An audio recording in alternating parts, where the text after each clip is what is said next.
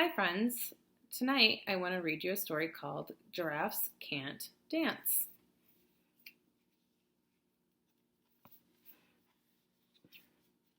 Gerald was a tall giraffe whose neck was long and slim, but his knees were awfully crooked and his legs were rather thin. He was very good at standing still and munching shoots off trees, but when he tried to run around, he buckled at the knees.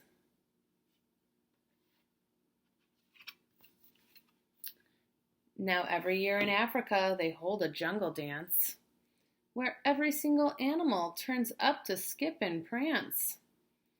And this year, when the day arrived, poor Gerald felt so sad because when it came to dancing, he was really very bad.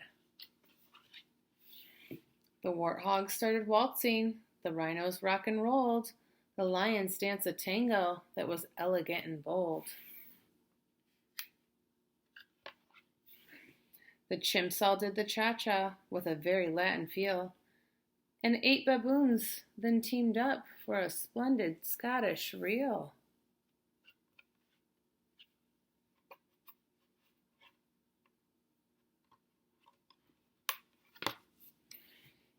Gerald swallowed bravely as he walked toward the floor, but the lion saw him coming and soon began to roar.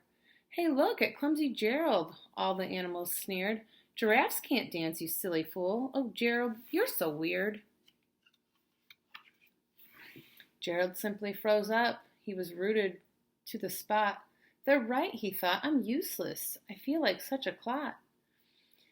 So he crept off from the dance floor and started walking home. He never felt so sad before, so sad and so alone.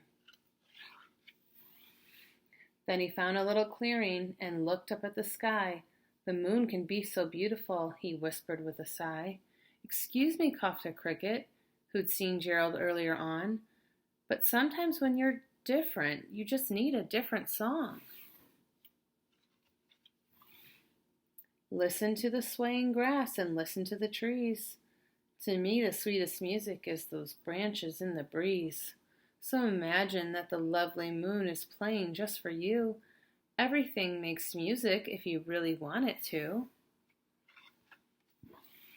With that, the cricket smiled and picked up his violin. Then Gerald felt his body do the most amazing thing. His hooves started shuffling, making circles on the ground. His neck was gently swaying and his tail was swishing round.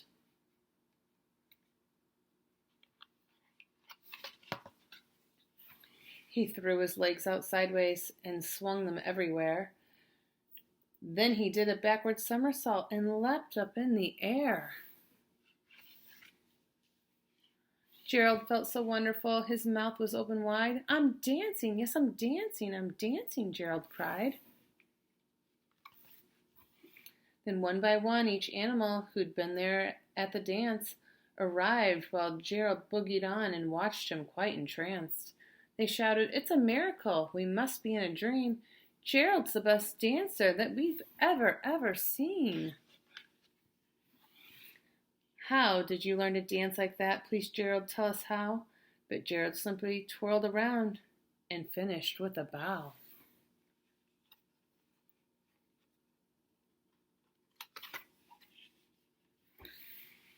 Then he raised his head and looked up at the moon and stars above.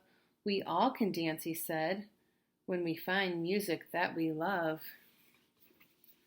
Keep dancing, friends.